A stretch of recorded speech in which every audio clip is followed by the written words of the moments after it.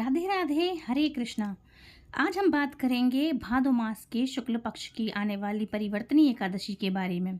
यह एकादशी भादो महीने के शुक्ल पक्ष में आती है और इस एकादशी को परिवर्तनी एकादशी कहते हैं, जिसे जलझूलनी एकादशी कहते हैं, डोल ग्यारस और पद्म एकादशी भी कहते हैं।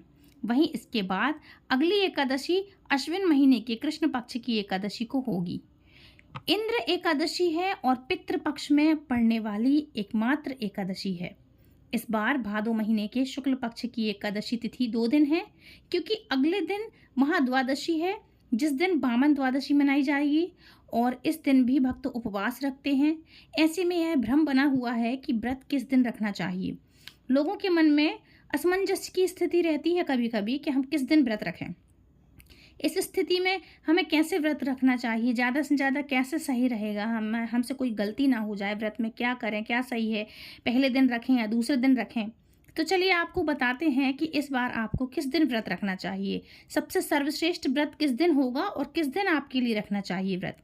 इस व्रत का पारण किस दिन करना चाहिए। और इस बार एकादशी तिथि 3 सितंबर दिन बुधवार को सुबह से लेकर के 3:54 से प्रारंभ हो रही है। इससे पहले तक दशमी तिथि रहेगी और 4 सितंबर दिन गुरुवार को सुबह 4:21 पर यानी ब्रह्म मुहूर्त में एकादशी तिथि समाप्त हो रही है।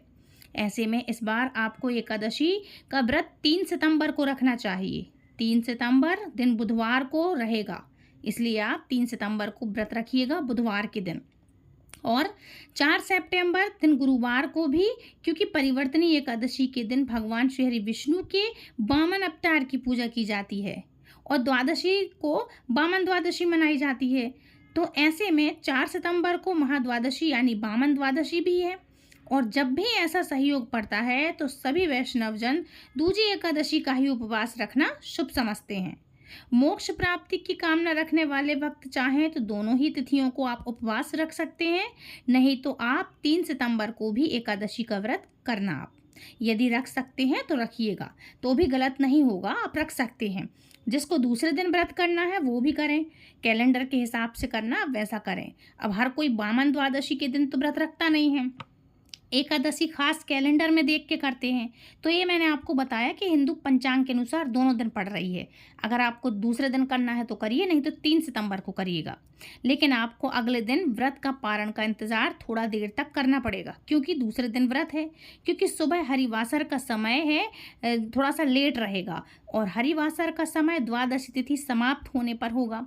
तो द्वादशी तिथि समाप्त होगी 4 सितंबर दिन गुरुवार को सुबह 4:22 से शुरू हो रही है, जो कि 5 सितंबर शुक्रवार को सुबह 4:08 पर समाप्त होगी। 3 सितंबर दिन बुधवार को ब्रह्म मुहूर्त रहेगा सुबह 4:37 से लेकर के 5:25 तक। सूर्योदय का समय रहेगा सुबह 6:13 और सूर्यास्त का समय रहेगा शाम को 6:38 पर। प्रातःकाल पूजा का आप शुभ मुहूर्त जान सकते हैं, तो आप सुबह का समय थोड़ा सा नोट कर लीजिए। प्रातःकाल पूजा का शुभ मुहूर्त रहेगा सुबह 4:52 से लेकर के 6 बजे तक। इसके बीच में आप पूजा कर सकते हैं। और शाम की पूजा आप चाहें तो शाम को 6:40 से लेकर के 7:48 तक कर सकते हैं, क्योंकि परिवर्तनी एकादशी को जलझूलनी ग्यारस और डोल ग्यारस भी कहते हैं। मैया यशोदा ने इसी दिन श्री कृष्ण का कुआं पूजन और सूर्य पूजा करवाई थी, कि कुआं पूजन के लिए गोधूली मुहूर्त उत्तम माना जाता है। और अगर आप भी श्री कृष्ण की कृपा पाना चाहते हैं तो गोधूली मुहूर्त में इस दिन पूजा अवश्य कर सकते हैं, तो आप कर लेना। इस दिन आयुष्मान योग भी बन रहा है शाम को 4:17 से लेकर के, बाद में सौभाग्य योग भी प्रारंभ हो जाएगा। राहु काल का समय रहेगा दोपहर को 12 बजे से लेकर के 1:30 बजे तक। अब बात करते हैं 4 सितंबर दिन गुरुवार की। तो देखो, इस दिन ब्रह्म मुहूर्त सुबह 4:37 से लेकर के 5:25 तक रहेगा। सूर्योदय सुबह 6:13 तक रहेगा। सूर्यास्त का समय रहेगा 6:37 से प्रातःकाल। और पूजा सुबह 4:47 से लेकर के 5:53 के बीच में आप कर लेना, ज़्यादा शुभ रहेगा इस समय आप अगर करेंगे तो। सौभाग्य योग रहेगा दोपहर को 3:22 तक और बाद में शुभ योग भी प्रारंभ हो जाएगा। और गोधूली मुहूर्त रहेगा शाम के समय। आप वामन द्वादशी की पूजा करने के बाद दीपदान भी कर सकते हैं। शाम का 6:39 से लेकर के 7:02 तक ये रहेगा। राहु काल का समय रहेगा दोपहर को 1:30 से लेकर के 3 बजे तक। द्वादशी तिथि अगले ही दिन। हरिवासर का समय भी शुरू हो जाएगा, जो कि 4 सितंबर दिन गुरुवार को सुबह ब्रह्म मुहूर्त से लेकर के 10:30 बजे से लेकर के, ध्यान रखिएगा, सुबह 10:30 बजे पर ही हरिवासर का समय समाप्त होगा। ऐसे में जो भी भक्त 3 सितंबर को एकादशी का उपवास करेंगे वो 4 सितंबर को 10:32 से लेकर के 10:50 के बीच में आप अपना व्रत खोल सकते हैं, मतलब व्रत का पारण कर सकते हैं। तो इस समय, इस अवधि में करीबन 1 घंटे की अवधि में आप ध्यान रख के अपना व्रत खोल लीजिएगा, ठीक है, क्योंकि हरिवासर का समय इतने ही समय समाप्त हो रहा है।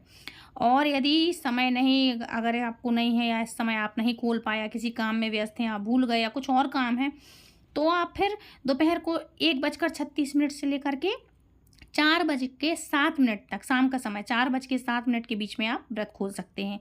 ये व्रत खोलना भी उत्तम रहेगा।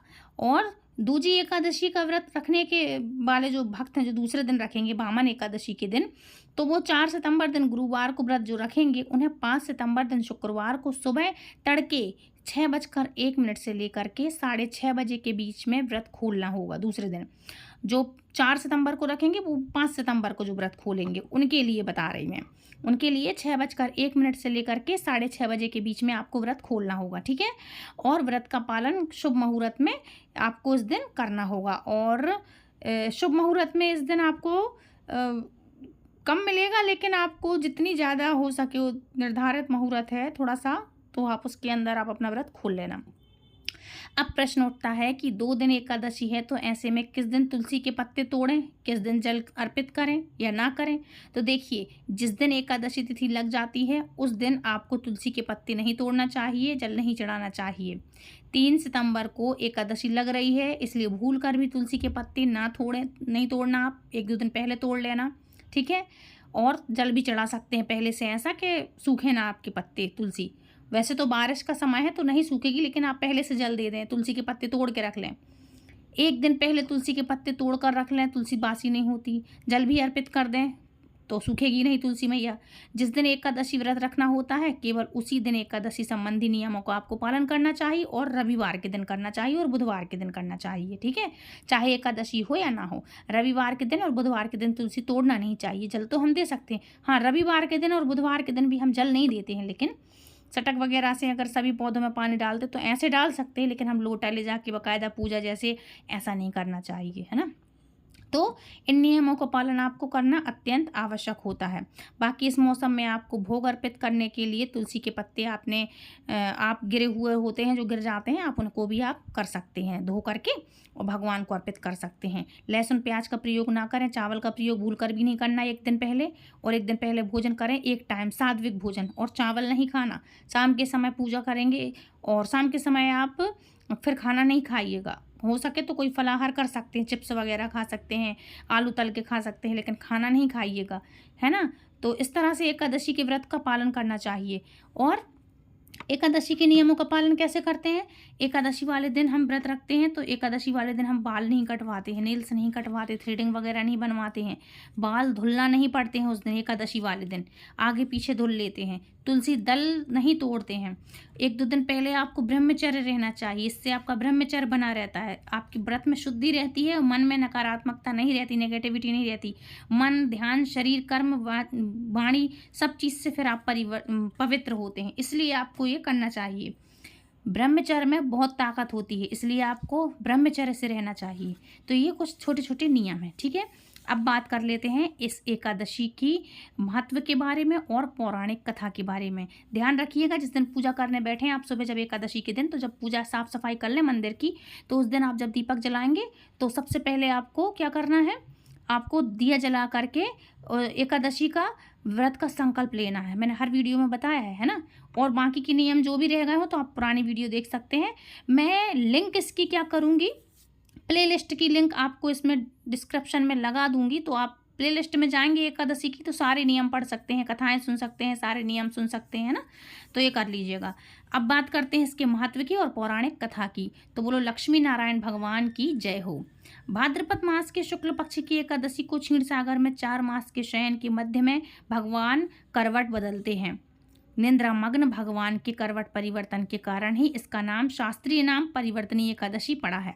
आज के दिन भगवान के वामन अवतार की पूजा की जाती है और भगवान विष्णु के बौने रूप अब वामन अवतार की यह पूजा वाजपेयी यज्ञ के समान फल देने वाली होती है तथा समस्त पापों को नष्ट करने वाली होती है। वामन भगवान की पूजा के कारण कुछ व्यक्ति इसे वामन एकादशी भी कहते हैं। इसके दूसरे दिन मनाई जाती है वामन जयंती। ठीक है, ये इसका महत्व है। अब बात करेंगे पौराणिक कथा की ओर। तो धर्मराज युधिष्ठिर ने भगवान श्री कृष्ण से कहा, हे माधव, भाद्रपद मास के शुक्ल पक्ष की एकादशी का नाम विधि विधान तथा महात्म्य विस्तार पूर्वक जानने की मेरी बड़ी अभिलाषा है। कृपया करके इस बारे में मुझे सब कुछ बतलाइए। तब भगवान श्री कृष्ण ने कहा, हे राजन, सब पापों को नष्ट करने वाली और स्वर्ग प्रदायक उत्तम वामन एकादशी का महात्म्य मैं तुमसे कहता हूँ, इसलिए ध्यान पूर्वक सुनो। यह एकादशी जयंती एकादशी भी कहलाती है। इसका व्रत करने से वाजपेयी यज्ञ का फल प्राप्त होता है। पापियों के पाप को नाश करने के लिए इससे बढ़कर अन्य कोई उपाय नहीं है, इससे बढ़कर कोई एकादशी नहीं है। जो मनुष्य इस एकादशी के दिन मेरे वामन रूप की पूजा करता है वह तीनों लोकों की पूजा कर लेता है। मोक्ष की इच्छा रखने वाले मनुष्य इस व्रत को अवश्य करें। जो कमल नयन भगवान का कमल से पूजन करते हैं वह अवश्य भगवान के समीप जाते हैं। जो भाद्रपद मास के शुक्ल पक्ष की एकादशी को व्रत और पूजन करता है उसे ब्रह्मा और विष्णु सहित तीनों लोकों का पूजन करने का पुण्य फल प्राप्त होता है। सभी को इस परिवर्तनीय एकादशी का व्रत अवश्य ही करना चाहिए, क्योंकि इस दिन भगवान श्री हरि विष्णु क्षीण सागर में अपने 4 मास के शयन के मध्य में करवट बदलते हैं। भगवान की ये वचन सुनकर युधिष्ठिर बोले, हे भगवान, मुझे अति जिज्ञासा हो रही है। इसका संपूर्ण सृष्टि का संचालन करते हुए आप किस प्रकार सोते हैं और किस प्रकार से करवट बदलते हैं? किस प्रकार राजा बलि को अपने वचन से बांधा और वामन रूप में रखकर आपको क्या क्या लीलाएं करनी पड़ी? इसके करवट बदलने की उपलक्ष्य में हमको क्या करना चाहिए? यह बातें भी आप मुझे विस्तार पूर्वक मुझसे कहिए। तब भगवान श्री कृष्ण ने कहा, हे राजन, अब आप सब पापों को नष्ट करने वाली इस कथा को ध्यान पूर्वक सुनिए। त्रेता युग में बलि नामक एक दैत्य मेरा परम भक्त, अत्यंत दानी और सत्यवादी भक्त था। वह ब्राह्मणों का सेवक था। यज्ञों के प्रभाव से उसने इंद्रादिक सब देवताओं को जीत लिया था। अब तो उसने देवलोक पर अपना आधिपत्य भी जमाकर सभी देवताओं को स्वर्ग से भगा दिया और संपूर्ण लोकों का स्वामी बन गया। आकाश, पाताल और पृथ्वी तीनों ही लोक उसके अधीन हो गए। तब देवर्षियों सहित इंद्रादिक सभी देवता भगवान के पास जाकर उनका पूजन और स्तुति करने लगे। उन्होंने राजा बलि के अत्याचारों से मुक्ति दिलाने की भगवान से प्रार्थना की। भगवान ने वामन रूप धारण करके अवतार लिया और राजा बलि से 3 पग भूमि मांगी और फिर अपने तेजस्वी रूप से राजा बलि को पाताल लोक में भेज दिया। यह वार्ता सुनकर राजा युधिष्ठिर ने पूछा, हे जनार्दन, आपने वामन रूप धारण करके उस महाबली दैत्य को किस प्रकार जीता? श्री कृष्ण भगवान बोले, मैंने वामन रूप धारण करके बलि से 3 पग भूमि की याचना करते हुए कहा कि मुझको 3 पग भूमि दे दो। इससे तुम्हें 3 लोक के दान का पुण्य प्राप्त होगा। राजा बलि ने इसको तुच्छ याचना समझकर मुझसे कहा कि 3 पग भूमि तो कुछ भी नहीं है। मैंने उससे 3रा पग भूमि देने का संकल्प लेकर के अपने त्रिविक्रम रूप को बढ़ा करके भूलोक में पद, भूलोक में पेट, जनलोक में हृदय, यमलोक में कंठ की स्थापना करके सत्यलोक में मुख, उसके ऊपर मस्तक स्थापित किया। सूर्य, चंद्रमा आदि सब ग्रह, योग, नक्षत्र, इंद्रादिक देवता और शेष आदि सब नागगणों ने विविध प्रकार से वेद सूक्तों से प्रार्थना की। 2 पग नापने के बाद मैंने राजा बलि का हाथ पकड़कर कहा, राजन, एक पग में पृथ्वी, दूसरे पग में स्वर्गलोक पूर्ण हो गए। अब 3रा पैर मैं कहाँ रखूं? तब बलि ने अपना सिर झुका लिया और मैंने अपने पैर उसके मस्तक पर रख दिए। मतलब एक पैर अपने मस्तक पर रख दिया। इससे मेरा वह भक्त पाताल लोक को चला गया। इसकी विनती और नम्रता को देखकर मैंने कहा, हे बलि, मैं सदैव तुम्हारे निकट ही रहूंगा। विरोचन के पुत्र बलि के कहने पर वहां पर भाद्रपद शुक्ला परिवर्तनी एकादशी के दिन बलि के आश्रम पर मेरी मूर्ति स्थापित हुई और दूसरी क्षीण सागर में शेषनाग की पीठ पर हुई। कथा सुनाने के पश्चात भगवान श्री कृष्ण ने कहा, हे युधिष्ठिर, इस एकादशी को भगवान शयन करते हुए करवट लेते हैं, इसलिए त्रिलोकी के नाथ विष्णु भगवान का आज विशेष पूजन किया जाता है। उनके निमित्त तांबा, चांदी, चावल और दही का दान उचित है। रात्रि को जागरण करना भी आवश्यक है। जो इस प्रकार व्रत करते हैं वे सब पापों से मुक्त होकर के स्वर्गलोक को जाते हैं। उनका चंद्रमा के समान निर्मल यश संसार में फैलता है, जो पापों को नष्ट करने वाली है। इस कथा को पढ़ते अथवा सुनते हैं जो लोग, उनको भी कई हजार अश्वमेध यज्ञ फल का फल प्राप्त होता है। बोलो लक्ष्मी नारायण भगवान की जय। तो फ्रेंड्स, ये थी आज की कथा। आई होप आज का वीडियो आपको पसंद आया होगा। यदि वीडियो पसंद आया तो प्लीज़ वीडियो को लाइक, शेयर, कमेंट करें। चैनल सब्सक्राइब करें। चैनल पर पहली बार आए हैं तो प्लीज़ चैनल को सब्सक्राइब करके बेल आइकन को ऑल पर प्रेस करें, ताकि आने वाली हर एक वीडियो की नोटिफिकेशन सबसे पहले आप तक पहुँचे।